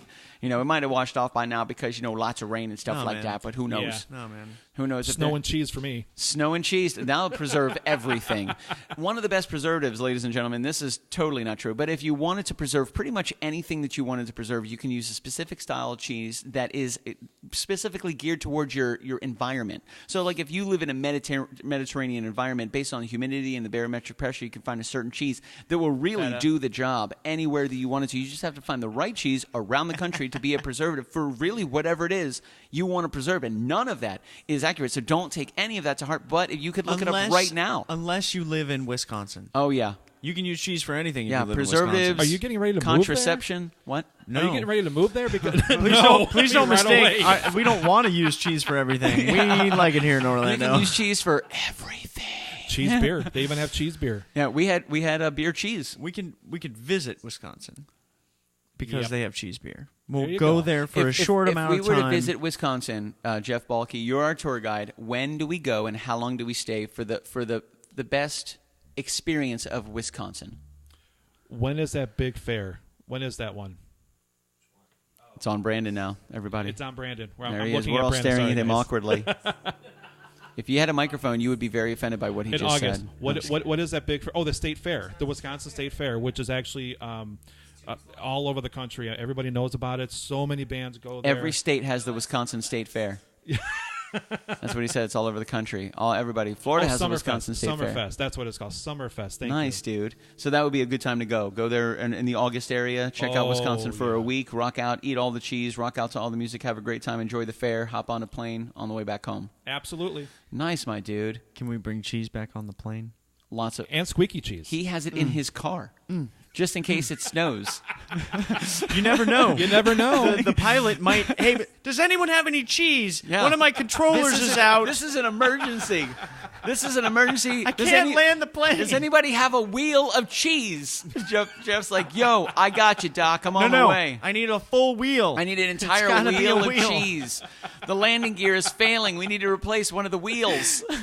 It's in the overhead. Oh, my God. How awesome would I've that got be? some expired Parmesan in my overhead compartment We do here. like expired Parmesan. That's delicious. Does cheese go bad? I guess it could go bad. Yeah. We talked about mold, cheesy mold. Oh, yeah. What is the good mold? You scrape it off, you continue to eat. What is that, black? Or is that white? Is it blue? Definitely not black. Green and blue. Scrape off green and blue, you can eat it. If you get red or black, throw the whole thing out. We learned that from a cheesemonger.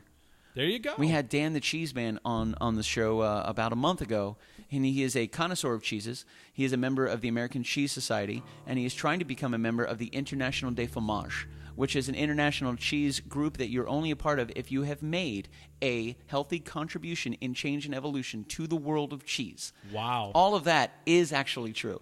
Way to go. Yeah, he told us that he's tried over 1,700 cheeses. I've tried 4. I got to tell you. 5. You've had. The next time we have Which Dan... ones? I don't even know. Do you like cheese? Are you a cheese fan? No, I like cheese. Brandon loves the cheese. Why am I sitting here? Why don't you come here? Brandon loves the cheese.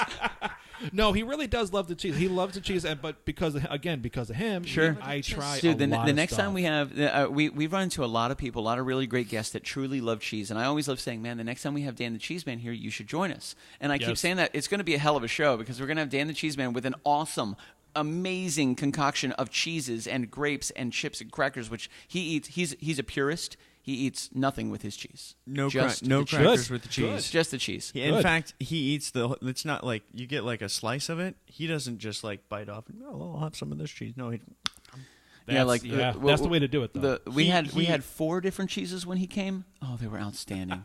They were all so good. They were outstanding. 5 if you want to include the spicy the dip that he made. What was that called? Flaming pig? The flaming pig. There was bacon in there, and there was some spicy. What was it? Cayenne. Dude, it was outstanding. Roasted red peppers. God. It was roasted red peppers, freaking and it was standing. a bunch of different cheeses in there. Man, every day for like maybe a week and a half, every day I would have a spoonful of this cheese like mixture. Wow. It had the consistency of like blue cheese. But it wasn't blue cheese. It was a couple different cheeses and bacon and roasted red peppers. Yeah. It was Dan shared with us that every now and then he would find himself on the kitchen floor at 2:00 in the morning eating a tablespoon of his cheese. Just laying on the kitchen floor, just eating cheese. I mean, if you really think about it, you've won at life. And you go to bed with your mouth on fire. And Yeah, that is. I have lived. Yeah, I have lived. Oh, that's awesome. Oh, man. So that's his rite of passage. Next time Dan the Cheese Man comes, you've got to bring some Flamin' Pig. Yeah, Flamin' Pig. Because everyone needs to try that. Yeah, man, and if you guys are down, you're more than welcome to join us, too. Dan's such a cool guy. Like I think he would truly appreciate it and respect the people that appreciate and respect cheese. You know, and you guys seem pretty super genuine, man, which is super, super cool. So, Jeff Balke, thank you so much for joining us, man. Thank you. We're going to go through another song here, then we're going to touch base with you. We'll do a flip the pick real quick, and then we'll end it with whatever you want to talk about. And I understand you said that Brandon had written a song to play for us tonight on live on the show. And I have the really poll. excited about. Bingo. I'm excited about this. This is going to be a good time. Ladies and gentlemen, coming in at first place, this is called The Prince of Light. Would you 11:30 us, Shelley? I see. That's compromise. 11:30. Going for 11:30, everybody.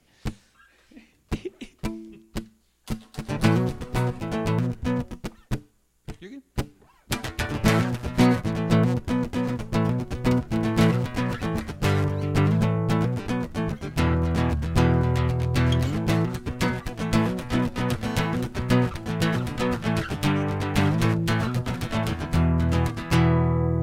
Here I am, the one that tracks you through that maze that you find me alone, racing for that throne, just steal the stone. There I am, I'm catching up to, living on your heels to bring you down. Gonna force you from that cloud, yes, I'm gonna push you now. I'm a shining light that's gleaming, I'm a saving grace inside your heart. Gonna steal inside your soul, no, I won't let you go. Here I better take you, break you, here I better shake you to your bones. Gonna let you fly alone, yes, I'm gonna watch you die and burn through your heart and build up what you believe in and burn, baby, burn right through your soul. Turn all of your fears to ashes. You can call me the Prince of Dark to be. Call me the Prince of Dark to be. You can call me the Prince of Dark too. You can call me the Prince of Dark too. Here I am, the one that tracks you through that maze that you find me alone, racing for that throne. Just take my hand. There I am, I'm catching up to, living on your heels to bring you down. Gonna force you from that cloud, yes, I'm gonna shake it now. I'm a shining light that's gleaming, I'm a saving grace inside your heart. Gonna steal inside your soul, no, I won't let you go. Be right there to take you, break you, be right there to shake you to your bones. Gonna let you fly alone, yes, I'm gonna watch you fly and burn through your heart and build up what you believe in and burn, baby, burn right through your soul. Turn all of your fears to ashes. You can call me the Prince of Light to be. You can call me the Prince of Light to be. You can call me the Prince of Light too. You can call me the Prince of Light too. Bridging walls of light and darkness, crushing swords and burning martyrs, breaking shields of forces that are meant to fight alone. Darkness starts to push straight forward, light is digging boots in further, pressing back the strength to muster the spinal stand. Suddenly the dark moves faster, all his light is pushing over, light it seems too weak to count, I can't make it it on his own. Then my friend, I jumped in with him, grabbed my sword and hit the middle, and together in the rain and water, battled on our own. Burn, baby, burn right through your heart, baby. Build up what you and build up what you believe in. And burn, baby, burn right through your soul. Turn all of your fears to ashes. You can call me the Prince of Light to be. How you doing over there? My pinky. My pinky hurts so bad. That's all right. We made it through the song. We gotta cut it off, man. It's gotta go. If the pick lands gold side up, we're gonna have to pick a song that doesn't involve my pinky. Yeah, no problem, man. I mean, we're gonna cut that one off. Would you mind voluming down to number 2? Yep, perfect. And then you can go back to 930 on the reverb. I don't think we need to cut it off. I just need to unplug my guitar. I just need to. Bink. I just need to, get the callus back a little bit. I've got to cut it off. All right. It'll grow back. That's how we work as humans. Perfect. It'll take longer than if we just do the callus thing. I mean, yeah, but it would be cool. It'll be a whole journey. Like Deadpool with the little baby hand. That's. But that's gonna be a baby pinky.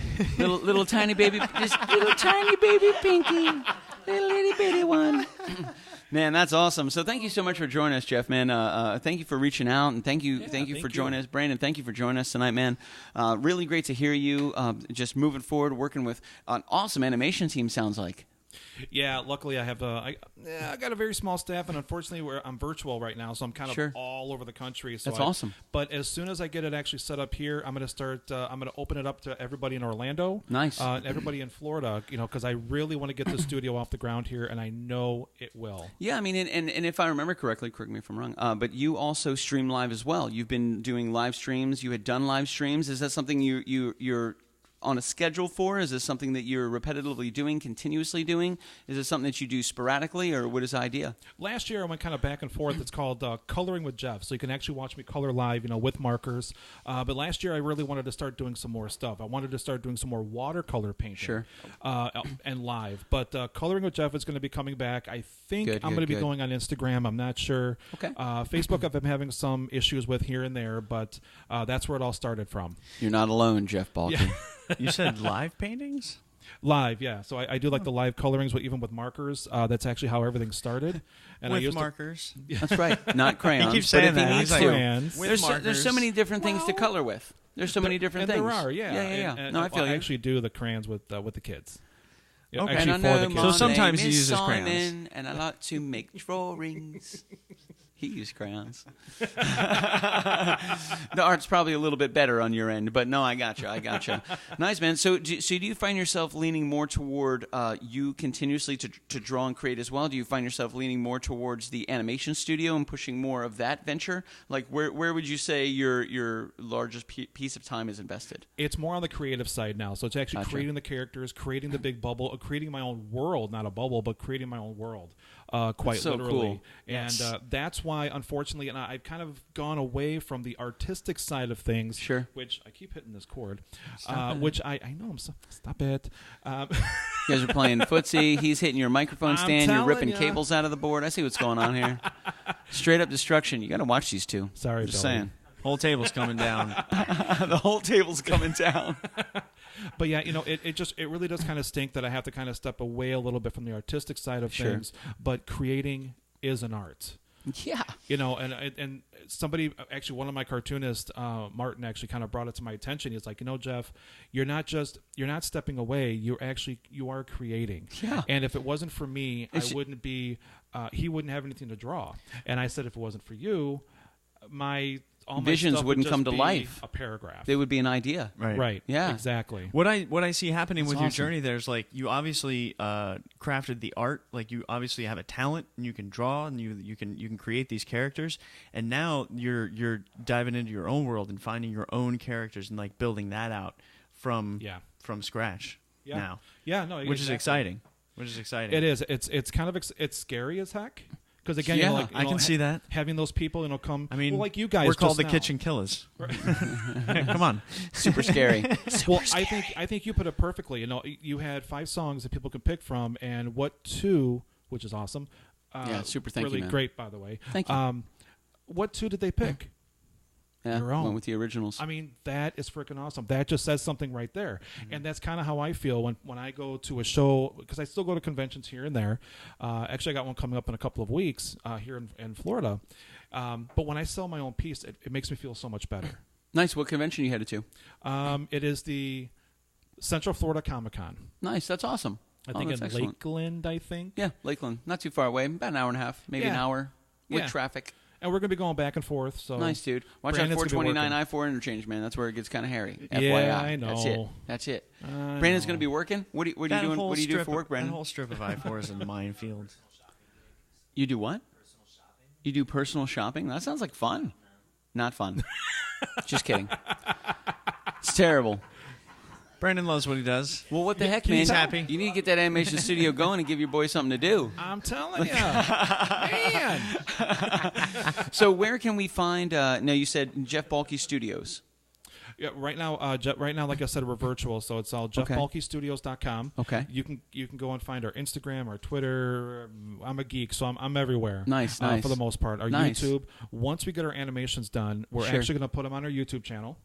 But when we actually get our first little bit longer shorts done, about up to 5 minutes, which you wouldn't think that would take very long, that can take months. I don't doubt it, man. Just to get 5 minutes done.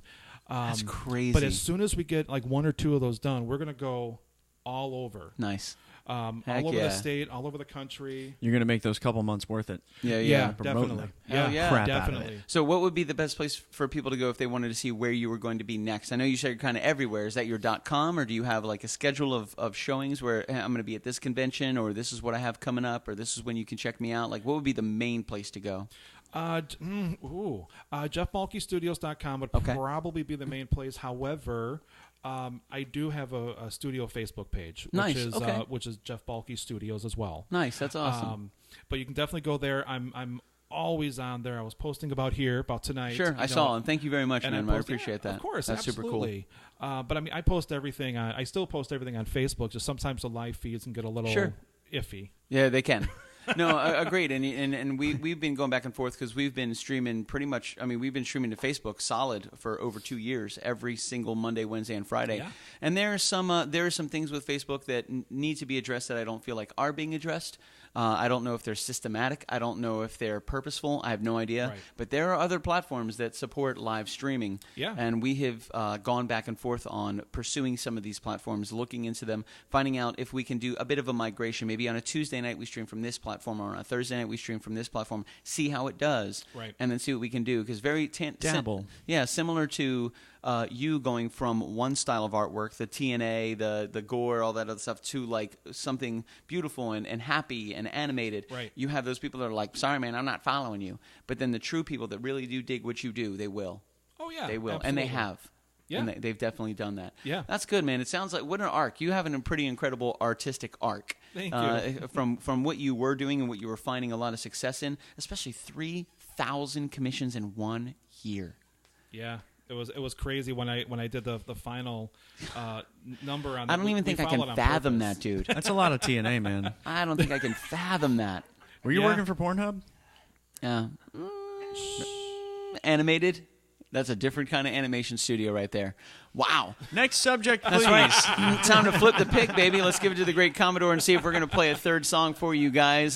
So what happens is, #Fender, where you at? The great Commodore flips the pick, baby. If it lands gold side up. The white pearl. That's right. If white pearl Fender pick, if it lands gold side up, y'all get a third song. If it does not land gold side up, then you just got to hang until Friday at 9:05, where we'll be streaming live from the Italian-American Social Club.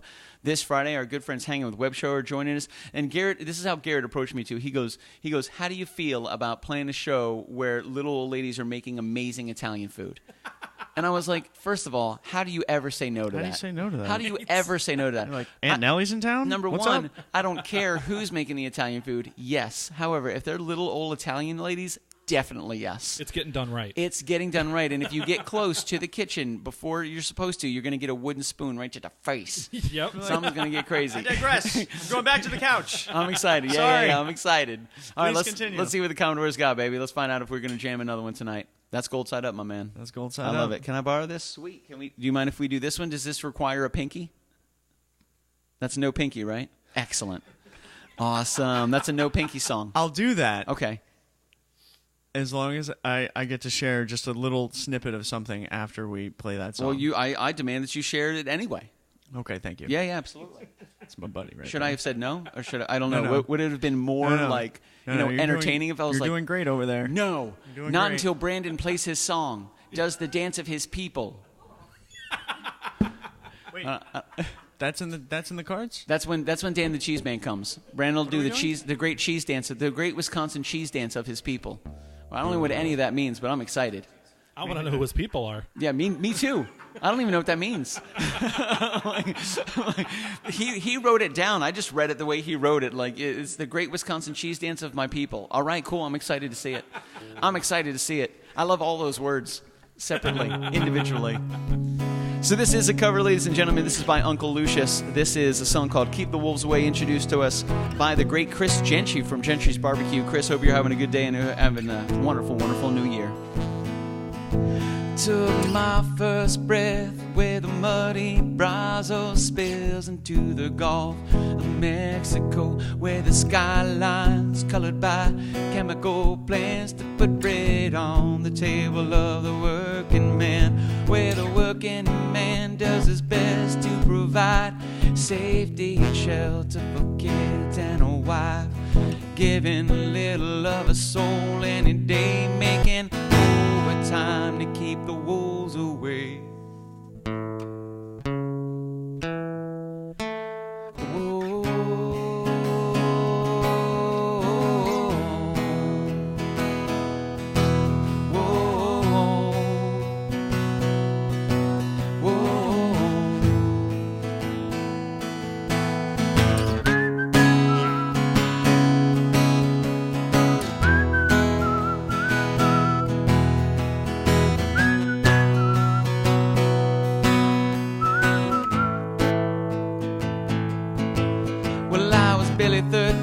When the company man tried to dig my daddy's grave, it happened on a French don't tanker ship, spilling poison in a Galveston Bay, where the liquid fire filled his lungs and his eyes silenced any mortal cries. Cold in the grip of death, stinging pain, he fought like hell to keep the wolves away.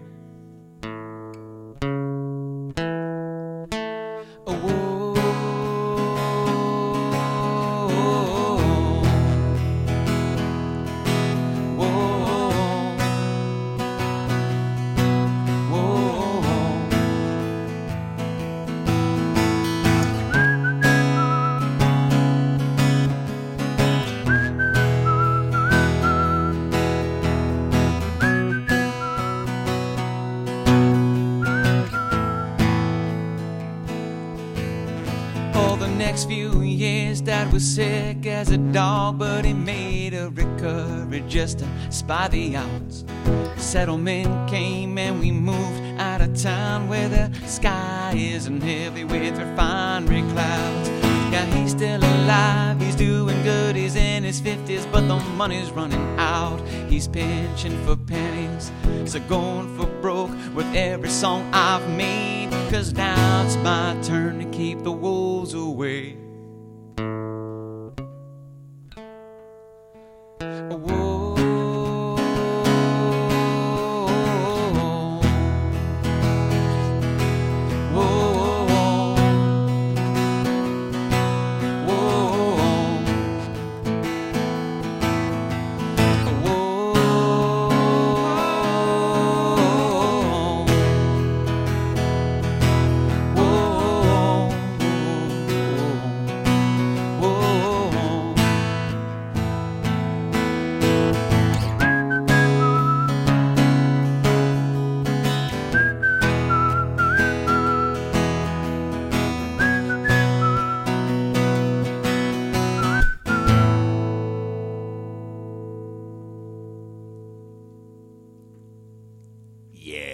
Keep them away, baby. Yeah, keep the wolves away, baby.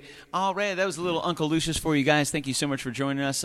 My name is Billy Floyd, and that is... The Commodore. That's right, baby. We're the KitchenKillaz, the touring acoustic duo crashing kitchens around the country. And tonight, we have sitting in the hot seat himself, my man, Jeff Balke. Jeff, thank you so much for joining us, my dude. It was so good to hear all the amazing things that you have going on, how hard you've been working, your story arc, everything that you've come from. The fact that you got a man like Brandon standing here looking slick, wearing them tight-ass shoes. I like him, man. He's got good style, man. It was a good looking. He does. Those are good looking, and you guys look great. And thank you so much for joining us tonight. It was a pleasant surprise. I didn't know that you were bringing Brandon. I'm so glad to meet you. Like Jeff and I have probably run into each other at conventions for the past couple of years. I'd imagine just conventions here and there, just to hey, how you doing? Yeah. Everybody's busy, you know. Like a lot of times, if I have a table, I make it around pretty much Sunday morning is the only time I get to really do anything. Yeah, it is. And it's very rare to find you with nobody at your table. Right. So it's very, very rare. So it's more like walk in and be like, yo, what's up, my man? Hey, great to see you. Hey, Billy, good to see you. Shake some hands. Bye. Boom. See ya. I gotta go. I'm making a sale right now. Gotta go. But it's been awesome to follow your journey. I'm excited to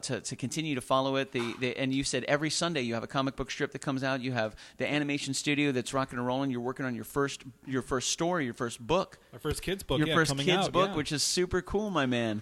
That is so awesome. And JeffBalke.com. Is that Jeff Balke Studios? JeffBalkeStudios.com. Gotcha. Yeah. And now the other one is you also have an animation one as well, but that's a different page. Jeff, that's actually that's our studio Facebook page. Man, you have so much going on, dude. I told you I'm a geek. I'm everywhere. I love it, man. I love it. So I gotta say, of your own personal creations, what is your favorite character that you've created so far? Who is that? What is that person's name? Stanley Squirrel. Stanley Squirrel. He's actually my very first character I ever created in the studio. He is a squirrel. He wears glasses. He's got a little girlfriend named Natasha. She's our biggest diva. Yeah. She loves the attention Stanley gives. Okay. Stanley gives her. He will basically drop anything to try to give her all the attention in the world. But she's like, no, don't. I don't want it. Keep giving me more. Give me more. The attention. I love it. Because she's afraid that if he knows this, he's going to stop. Yeah. He's going to stop giving all the attention. Yeah. Well, so it's the game of love. Whoa! It is the in game fact. of love. It is in fact. Where did Stanley and Natasha meet each other? They just kind of appeared one day, kind of somewhat in a way. As you know, squirrels are gatherers. Gotcha. So I'm looking forward to the prequels, to be honest with you. Like, I'm really excited. Like, we're being introduced to a universe where Stanley and Natasha are already together. Like, I'm excited for one day you're like, hey, Billy, just let you know, I'm writing the prequels, dude. The story of Stanley and Natasha. When the Harry meeting, met the Sally. Introduction. You know, well, the cool part is actually Saturday, our Sunday cartoon, our Sunday strips are actually all about Stanley and Natasha, kind of where they came from, awesome. how it came about, and all that kind of stuff. And it's just, I'm really looking forward to getting to March because that's when we start introducing more characters. Sure. Stanley has a best friend. He's a little chipmunk named Chester. Chester the chipmunk and Stanley the squirrel and Natasha the squirrel. And Natasha both wear glasses. Is Natasha Russian? Say yes. Yes. It'll just make him happy. Yes, for him. Yeah. I mean, it's a comic. You can read it however you want, man.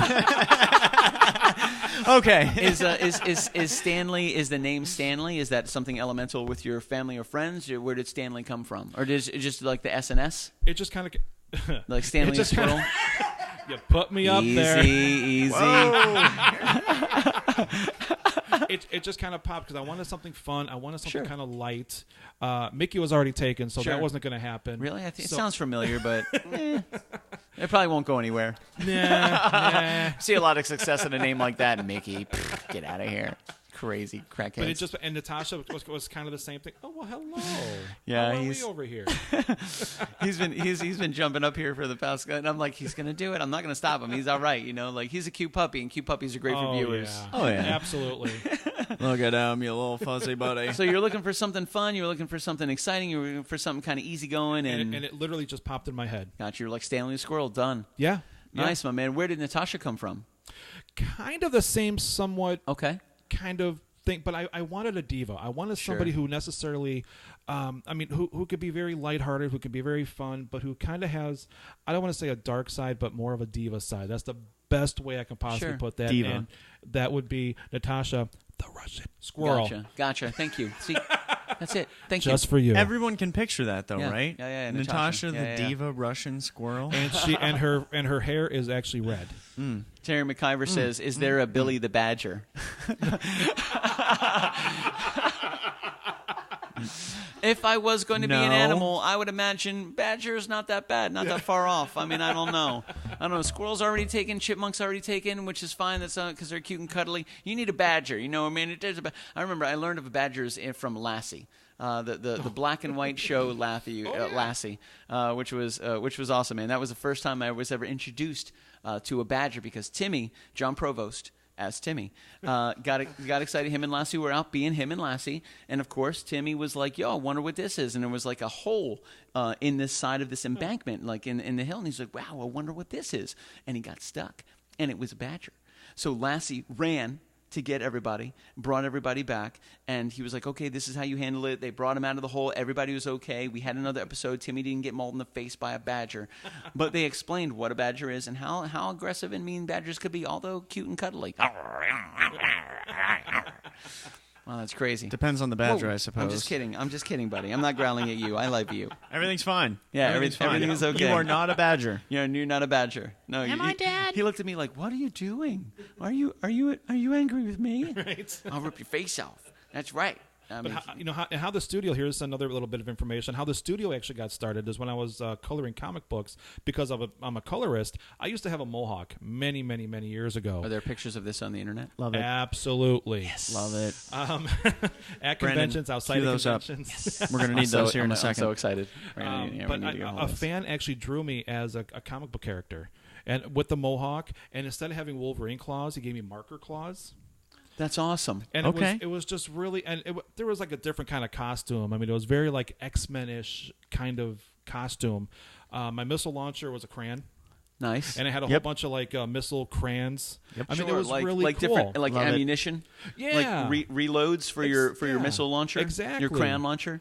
And then he did another one a little bit later on, and it was a little bit more toned down. And it was actually I want to say a costume, but it was an outfit that I always wear, which I always wear a button-down shirt. That's kind of like my signature. I gotcha. But I call it Balkenator Blue, which is like more of kind of like an aqua, and jeans. The Balkenator.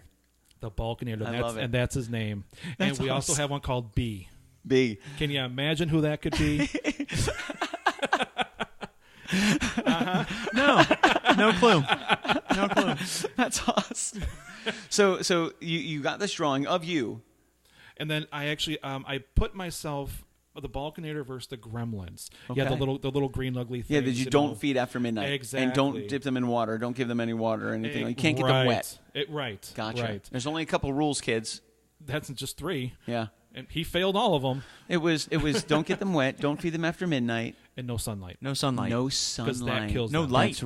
That's right, no light. Was it sunlight or light altogether? I would I imagine think it it was was sunlight. it doesn't matter. Yeah, I Well, imagine it was bright probably lights. sunlight. Bright lights. Yeah, bright, exactly. No, bright lights. Yeah, that's right. No sun. And yeah, you're right. He failed every single one of them. Every single one. Yeah. 3 things. You could do anything else. Right? Go 80s. Right? He's like, Was it oh, 80s? It rules. was the 80s. Oh, rules. Why Oh, pay man. attention to rules? First of all, it's a mogwai.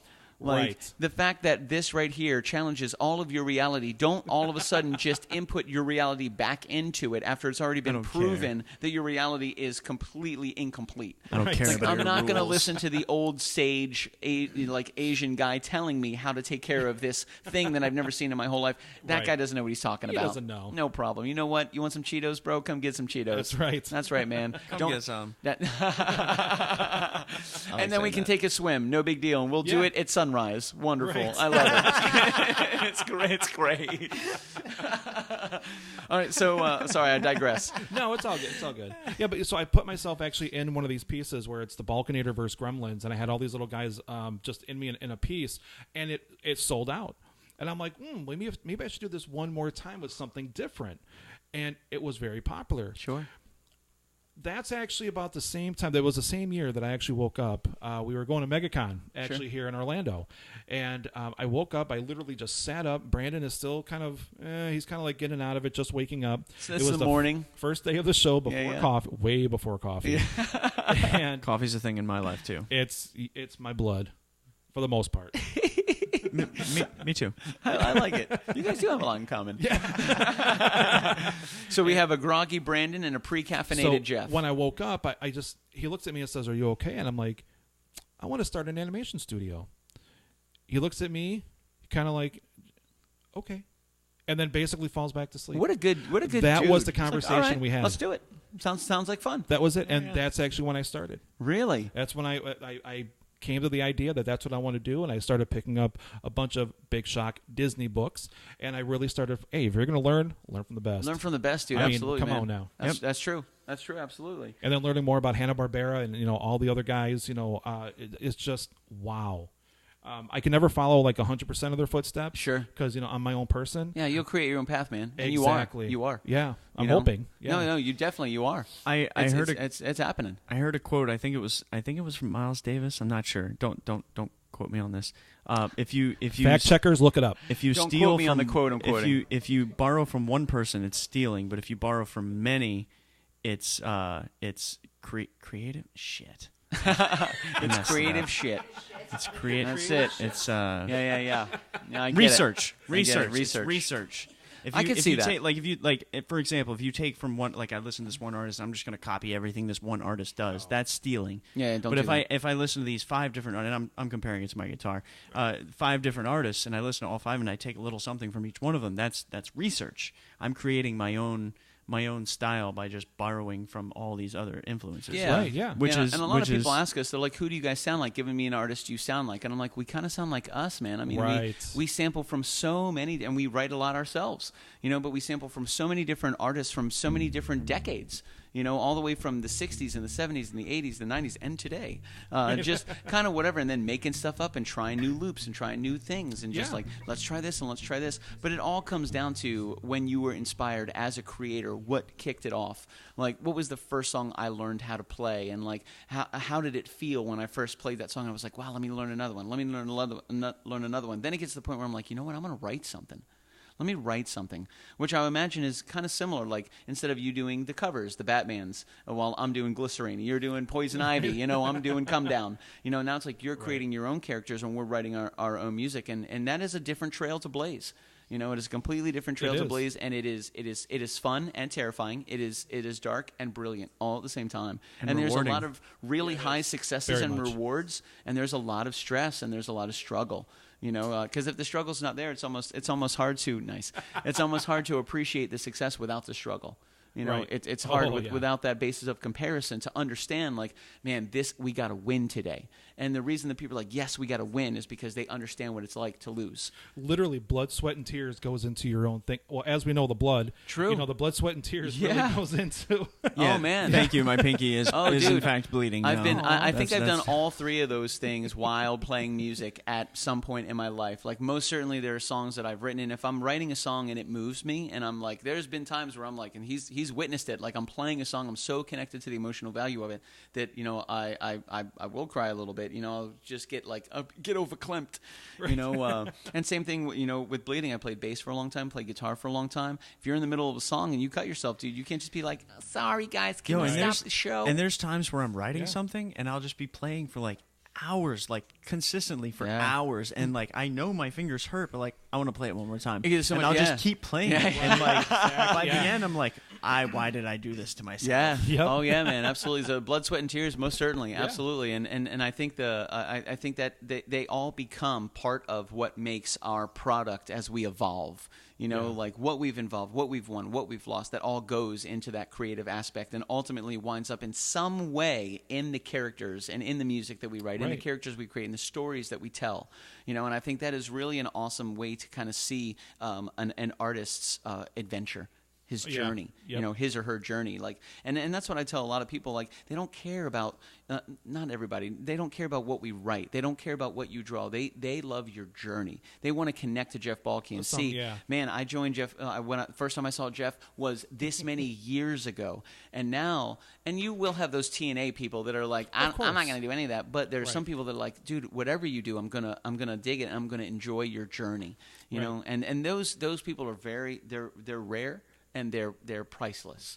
Like, it's such a blessing to have people like that are just supportive of your creative spirit, and they want you to find success, and they can't wait to see what you do because you're still Jeff. Exactly. You know, and you're evolving. Every day you draw, you're getting better. Every animation you're a part of, you're getting better. You're getting smarter. You're getting more efficient. You're getting faster. Like, and it's so cool to see the evolution of a creative person, and then to see how far they come. What seems like pretty quickly is actually quite a time.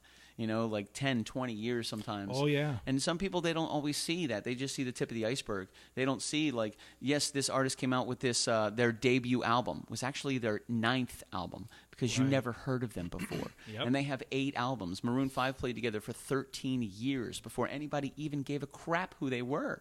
Vertical Horizon did it for 12 years. Nobody cared until they just kept going and going. It's almost like a battle of attrition, and it's me against me. Yeah. That's no, it. Yeah, no, that's exactly it. Yeah. Like, when will I quit? Never. Yeah. The only time that I quit, though, I can say this, and because it kind of goes, when you guys were playing, it was just reminding me of a lot of stuff. You guys have heard the band Garbage, right? Of course. Uh-huh. Were they first, or it was actually in Illinois? And I became an intern for that studio. And they were in there one time, and they were actually doing a little bit of they were just kind of jamming out. And because I turned one of the knobs, they wanted to make me a producer. On the actual, I guess they were doing an album or something. They actually wanted to make me a producer.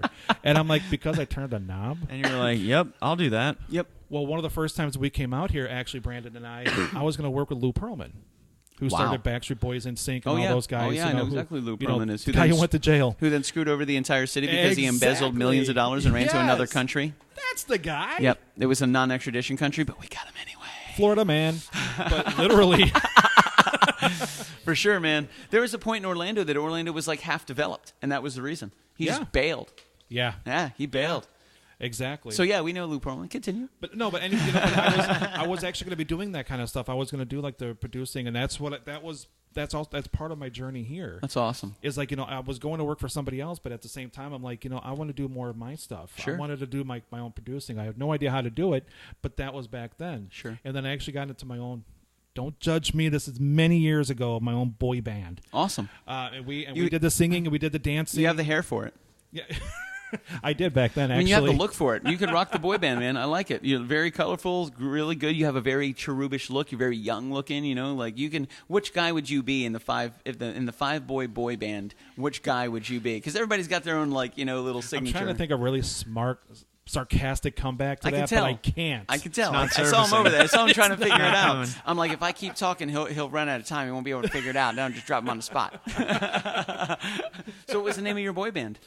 Eclipse. Eclipse? That's a great boy band name. We actually have one CD that came out. Is it online? Can we find it online? You will not be able to find it because we only have the CDs with me. Brandon, you do not have a copy. That one's fake. We have a pretty good team.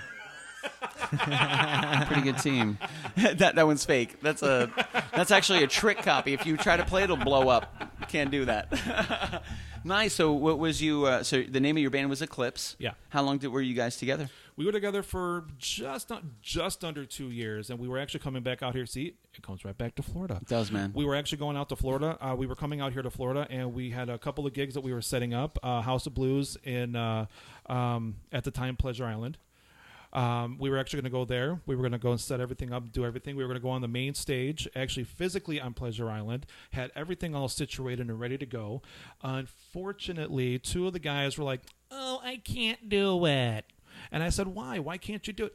"I'm scared." And the music we're doing is just too poppy. And I'm like, "Too poppy." What are you doing here? They wanted to do just ballads. That's all they wanted to do were ballads. I'm like, first of all, you have girlfriends. Who cares? Who are you trying to really impress? Right. Do a ballad 2, 3, 4 songs in. Don't do it the first 2 or 3 you're going to do. No, and I would be so... I would... Needless to say, we broke up. Yeah. Yep, heard that. Yeah, and then I was charged with double homicide. Right. Wow. Crazy. That's a hell of a level to get to, dude.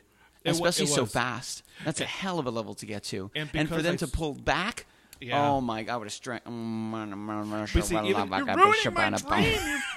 And you're right there. You're stopping yourself. Yeah, exactly. Trust me, dude, there's enough stuff in the world that will try to stop you. Do not stop yourself. Yeah, no kidding. Take another step. Goodness gracious, dude. That's crazy. But that was one of the things that kept drawing me back here to Florida because I know it can be here. Like with my studio, I know I've had this feeling for years that something kept drawing me back here. Sure. Besides the weather, of course, and all that kind of good stuff, but there was just something that was always drawing me here, and I think it was the creativeness in just everybody who was here. There's so many artists across the spectrum that are just kind of forgotten and kind of go, oh, okay, you did something pretty cool. All right, whatever. And they're like the greatest people in the world. Yeah. You know, and they create like the greatest things, but they just get walked right on over. And that's kind of where I think if one person came, I'm not saying it's just me, but I think if that's selfish. One person came and started a studio and says, I can do it, I think more will follow, and I think more people will kind of start rising and kind of coming up. It's Orlando is packed with incredibly talented people, and you almost have to break through the noise. You made me feel like a jerk. Why is that? Don't feel like a jerk. Why do you feel like a jerk? But the selfish thing? The selfish thing. Oh, no, that was a dirty comment. You said you were going to come by yourself, and I said, that's selfish. They got naughty. it. They got it. I was in the moment talking. You screwed me up. Those are the best comments, though, right in the moment. That's the best part to do it, man. But you're right. You're kind of operating as a trailblazer. Like, listen, like, this is what I'm doing. Like, I'm showing up. This is what I'm doing. I'm gonna see if I can do this. I'm gonna make this happen. I'm gonna create some noise, and I'm gonna trailblaze to give other people, not only to show them that it can be done, but to give them a plan. This is how you can do it. This is the exact structure that I used to do it. You can do it too. The only person holding you back is you. That's it. Yep. 100%. You know, like the excuses, man, dime a dozen, bro. Oh, Everybody's got them. If you don't want to do something, you'll find a reason not to do it. Yep. You know, and don't give yourself excuses. Like, that's crazy. Like, you don't make them up. You know, there's plenty of harshness, and you don't need to have an excuse to not do something if you don't want to do it. Just don't do it. If you don't want to do it, you don't need to make up excuses. But if you want to do it, get through the bullshit, get through the excuses, get through all that stuff that you think is stopping you, and you'll realize that a lot of that is mental. A lot of that is just in your head. You know, just believe in it, believe in yourself, take the risk, take the courage. And you don't have to be courageous to do it. Do it anyway, you'll find the courage. Just take that first step. Yeah. You know, and the fact that you're here is outstanding, dude. Thank you. Welcome to Orlando. Yay! It's good to be back, believe me. No, that's awesome. I would imagine so, especially when it comes to the weather we were just talking about. And the cheese stained roads out there. The cheese stained roads, ladies and gentlemen. Man, I mean, I if it was good cheese, I would probably be late to work. Like, where's Billy? He's following the cheese truck again. Don't worry about it. It's fine. Roads are still slick, but Billy's got a lot of cheese. I'm sure it's like the cheap stuff they're throwing on the ground, not like definitely, exactly. Definitely not taking lunch today. Yeah, I'm definitely not taking lunch today. I'm just following behind the cheese truck with cheese steak, with just steak and bread. Nachos. Yeah, just nachos. Like, what kind of cheese? Is it nacho cheese day? Like, what day is it? You know, I got pasta. Right. Got some Parmesan on there. Like, what Whatever kind of day was is left it? over at the stadium, I guess. Yeah, they just tell you. Yeah, they're like, hey, we got nacho cheese. I'm there with the chips, baby. No problem.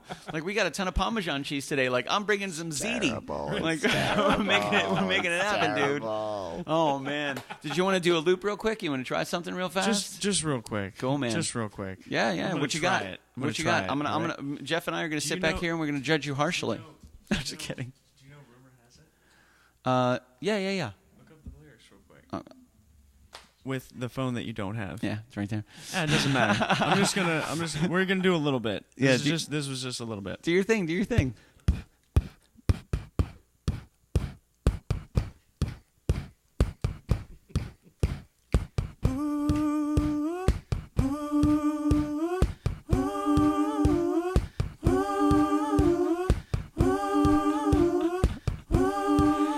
She ain't real. She ain't gonna behave like I will. And she's a stranger. You and I have history I don't remember. She ain't real. She ain't gonna love you like I will. She's a stranger. You and I have history I don't remember.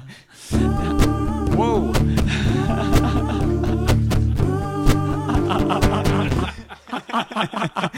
Oh, it gets better. You had a tambourine earlier. I did. Is a tambourine in there? Yeah, I mean, it's not necessary. Are we tambouring? No. Aww. No, we're not tambourining. So yeah, that was my play toy today. That's awesome, dude. That was it. That's badass, I man. actually did the whole song, but I need lyrics. No, we'll do it, man. It's awesome. That's awesome. Your phone's dying too. Everybody's phone is dying. Everybody's phone is dead. That's awesome. Well, for final words, man, is there anything else you want to say? Where can we find you? What's going on? You got 30 seconds. Plug yourself. Let people know what's up. Definitely check out on Facebook, Jeff Balke Studios on Facebook, and check out jeffbalkestudios.com and our YouTube page and Instagram, because Instagram is where we put all of our weekly comic strips every Sunday sometime in the morning. Oh, yeah. Sometime in the morning and sometime at night, or sometime in the morning? Sometime in the morning. Gotcha. But every Sunday morning. That window of morningness, they will get a new comic strip. Absolutely. If they go to your Instagram. Absolutely. Grab your coffee or grab your milk, depending how old you are. Yeah, and whatever. Sit back, relax, and enjoy the story of Stanley and Natasha. Aww. And Chester the Chipmunk. And Chester, we are introducing actually right before Valentine's Day. Oh, really? Is it gonna be a Valentine's Day twist in there? It could be naughty. Oh, we'll talk about that soon, guys. Thank you so much for joining us, man. A huge shout out to Brandon. Thank you for coming, Brandon. It was wonderful to meet you, my man. To great Shelley Wheeler, Jen Hogan, everybody at home, thank you so much for being a part of the show tonight. Terry McIver, thank you so much. Jen Hogan, we love you. We miss you. We can't wait to see you again. And a huge shout out to the great Commodore and our guest of the evening, the Extreme Close-Up, my man Jeff Balke, Balke. Check him out all over Instagram, Facebook, everywhere. You can go to sexymanthepinkshirt.com and you can get a monthly newsletter on the newest pastel that is coming out with a specific clothing brand that he's also creating. Congratulations, you have a clothing brand now. And I can't wait to hear about Chester the Chipmunk. We'll talk about that soon. We'll talk to you guys soon. You guys have a wonderful night. Stay out of trouble. We'll see you Friday night, 9:05, Italian American Social Club. Got some tunes, got some great food. We'll see you soon.